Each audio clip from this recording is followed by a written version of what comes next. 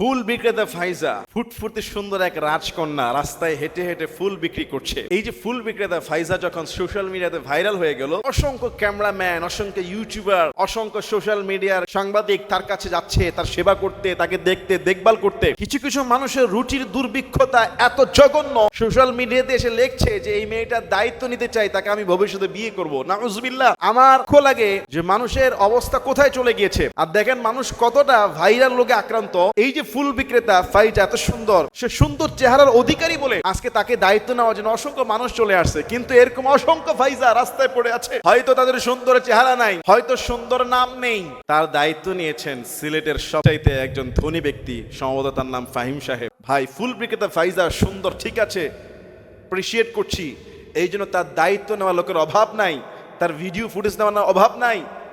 YouTuber, সাংবাদিক, social media যারা আছেন তাদেরকে বলবো, অনেক এরকম ফুল বিক্রেতা ফাইজা রাস্তায় আছে, এদেরকে একটু একজন যদি একজনের দায়িত্ব নিত, আমাদের ফাহিম ভাইয়ের মতো, সম্পদশালী ফাহিম চৌধুরীর মতো অসংখ্য মিলিয়নিয়ার বাংলাদেশে আছেন, প্রবাসীরা আছেন, তারা যদি এরকম 10টা 5টা ফুলের মতো এই শিশুগুলোকে নিয়ে তাদের এডুকেশন সিস্টেমটাকে একটু সুযোগ করে দিত, মাদ্রাসায় বা দিনী শিক্ষায় বা স্কুলে যদি পড়ানোর ব্যবস্থা করে দিত, থাকা খাওয়ার ব্যবস্থা করে দিত, আমাদের দেশে এই পথ শিশুরা রাস্তায় বৃষ্টিতে ভিজে ঘুমানো লাগতো না, ফুল বিক্রি করে নিজের পেটের চিন্তা করা লাগতো না। যদি আপনার ভিতরে দয়া থাকে, মায়া থাকে, রহম থাকে, অসংখ্য বাচ্চারা রাস্তায় ছাদহীন ঘুমায়, ডাস্টবিনের খাবার গ্রহণ করে, তার মা সহ পড়ে আছে। ভাইরালের পিছনে না ছুটে এ সমস্ত পথ শিশু যারা, ছিন্নমূল যারা, তাদের সেবা যদি আল্লাহর খুশির জন্য করেন, আল্লাহর রহমত আপনার উপর চলে আসবে। রাসূল সাল্লাল্লাহু আলাইহি ওয়াসাল্লাম বলছে, লা ইয়ারহামুল্লাহ মান লা ইয়ারহামুন নাস, যে ব্যক্তি মানুষের উপর রহম করে না, আমার আল্লাহ তার প্রতি রহম করে না। ভাগোয়া লাভ ট্র্যাপ। বাংলাদেশে দিন দিন হিন্দু যুবকদের প্রেমে আমাদের হিজাবি অনেক মুসলিম নারীরা বুঁদ হয়ে আছে। আমার দেখতে শুনতে এতটাই কষ্ট লাগে যে একজন হিন্দু মুসলিম মেয়ে, তাও পর্দা করছে, হেজাব পড়ছে, বোরকা পড়ছে, বয়ফ্রেন্ড, হিন্দু বয়ফ্রেন্ড নিয়ে। এমনি তো বয়ফ্রেন্ড হারাম, তার মধ্যে আবার হিন্দু, মানে কতটা জঘন্য। এদেশের মুসলিম মেয়েদের রুচি দিন দিন নিম্নে নামছে। যে সাম্প্রতিক সময় দেখলাম যে ভারতে চলে গিয়ে সেখানে বিবাহ করে হিন্দু ধর্ম গ্রহণ করে ফেলেছে।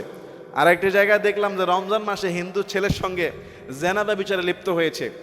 আহারে, হিজাব, বোরকা এগুলি সম্মানিত পোশাক।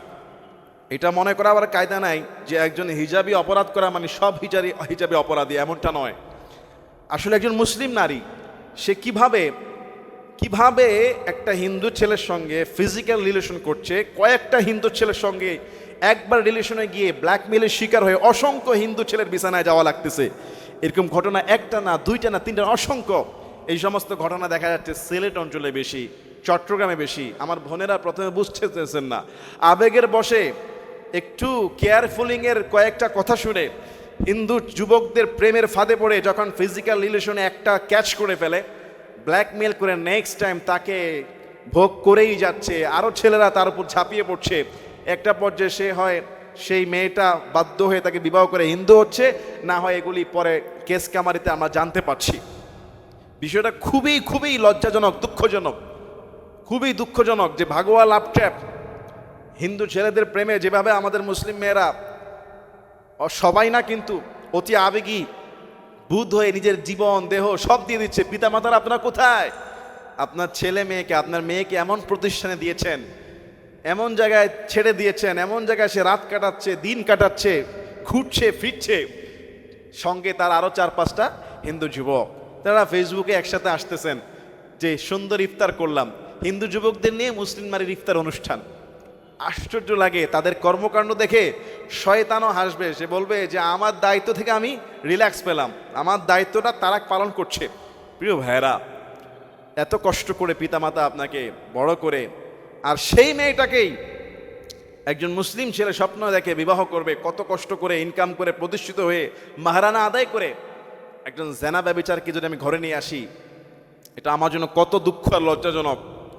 চরিত্রের কি পরিমাণ নৈতিক অবক্ষয় আমাদের দেশে হচ্ছে বলার বাসা রাখে না। প্রেম এমনিতে হারাম, জেনা এমনিতে হারাম, তার মধ্যে অবৈধ অন্য জায়গায়। আল খাবিসাতু লিল খাবিসিনা ওয়াল খাবিসুনা লিল খাবিসাত ওয়াত তাইয়িবাতু লিত তাইয়িবিনা ওয়াত তাইয়িবুনা লিত তাইয়িবাত। আল্লাহ বলছেন খাবিস পুরুষের জন্য চরিত্রহীন নারীর জন্য চরিত্রহীন পুরুষ, চরিত্রহীন নারী পুরুষের জন্য চরিত্রহীনা নারী একজন আরেকজনের ভাগ্যে জুটবে। মেয়ে যেমন ছেলে তেমন, চরিত্রহীনা কোরআন বলছে। আবার আল্লাহ বলছেন ওয়াত-তাইয়িবুনা লিত-তাইয়িবাত, পবিত্র যারা তাদের সঙ্গে পবিত্রই মিলবে। সুবহানাল্লাহ। আল্লাহ তুমি আমাদের সবাইকে নেককার পরহেজগার স্ত্রী এবং স্বামী উভয়টা দান করো। শতবর্ষী অন্ধ মুয়াজ্জিন যিনি রশিয়ার বাঁশ ধরে বাসা থেকে প্রতিদিন মসজিদে গিয়ে আজান দিতেন, নাটোরের সেই আব্দুর রহমান মোল্লা সাহেব আর দুনিয়াতে নেই। বাংলাদেশের একজন প্রবীণ মুয়াজ্জিন ছিলেন। 120 বছর বয়সে তিনি আল্লাহর ডাকে সাড়া দিয়েছেন। তার বাসা থেকে মসজিদ পর্যন্ত, অর্থাৎ ঘর থেকে মসজিদ পর্যন্ত তিনি অন্ধ অবস্থায় রশিয়ার বাঁশের সাহায্যে প্রতি ওয়াক্ত নামাজে গিয়ে আজান দিয়ে আসতেন। 120 বছর বয়স, তা আজ থেকে প্রায় 22 বছর আগে তিনি এক দুর্ঘটনায় তার চোখ দুইটা হারান। তারপর 6 বছর পরে ছেলের সাহায্যে এই অন্ধ অবস্থায় তিনি পবিত্র বাইতুল্লাহ শরীফ জিয়ারত করে হজ আদায় করেন। হজ শেষে নিজের 5% জমির উপরে তিনি একটা মসজিদ তৈরি করলেন এবং ইচ্ছা পোষণ করলেন এই মসজিদে তিনি আজান দিবেন। কিন্তু বিপত্তি বাজলো যে তিনি কিভাবে বাড়ি থেকে মসজিদে যাবেন, চোখেই তো দেখেন না। ছেলেদের সহযোগিতায় তখন তার বাসা থেকে বাড়ি পর্যন্ত একটা বাঁশ আর রশি দিয়ে লাইন করে দেওয়া হলো। কয়েকদিন অন্ধ অবস্থায় তাকে রাস্তা বুঝিয়ে দেওয়া হলো। এরপর থেকে সেই 200 মিটার রাস্তা আজকে অনেক বছর ধরে তিনি প্রতিদিন মসজিদের আজান দেওয়ার জন্য, মসজিদের মুয়াজ্জিনের খেদমত করার জন্য বাসা থেকে এই রশি আর বাঁশ ধরে ধরে তিনি একা একাই চলে যেতেন আজান দেওয়ার জন্য মসজিদে। আল্লাহু আকবার। মানুষের হৃদয়টা কত প্রশস্ত আর কত সুন্দর হতে পারে! এরকম ঘটনা না শুনলে, না দেখলে ইসলামের প্রতি মানুষের কত ভালোবাসা।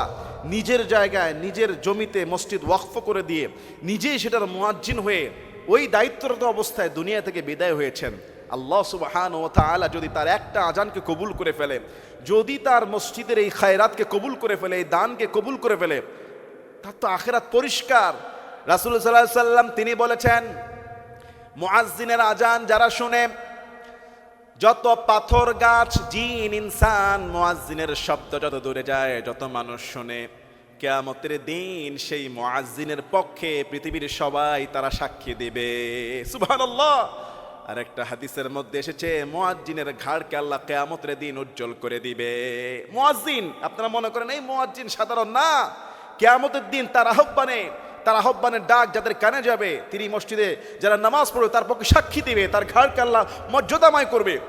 তিনি মুয়াজ্জিন কি বলে, তিনি কি সুন্দর ডাক দেয়, হাইয়া আলাস সালাহ,